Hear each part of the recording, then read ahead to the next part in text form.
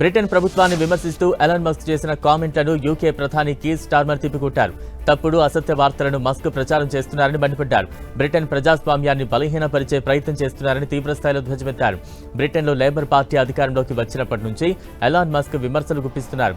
స్టార్మర్ను ప్రభుత్వం నుంచి తప్పించి కొత్తగా ఎన్నికలు జరపాలని డిమాండ్ చేస్తున్నారు. ఇటీవల చోటు చేసుకున్న లైంగిక వేధింపుల కేసులో ప్రభుత్వం స్పందిస్తున్న తీరుపై మండిపడ్డారు.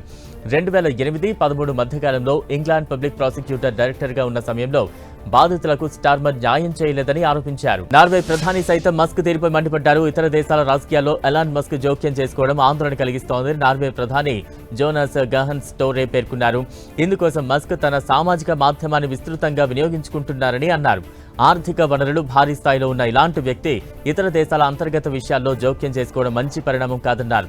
ప్రజాస్వామ్య మిత్ర దేశాల మధ్య ఉండాల్సిన విధానం ఇది కాదన్నారు. నార్వే రాజకీయాల్లో మస్క్ జోక్యం చేసుకునే పరిస్థితి ఉంటే అన్ని పక్షాలకు చెందిన నాయకులంతా కలిసికట్టుగా ఆయన ప్రయత్నాలకు దూరంగా ఉండాలన్నారు.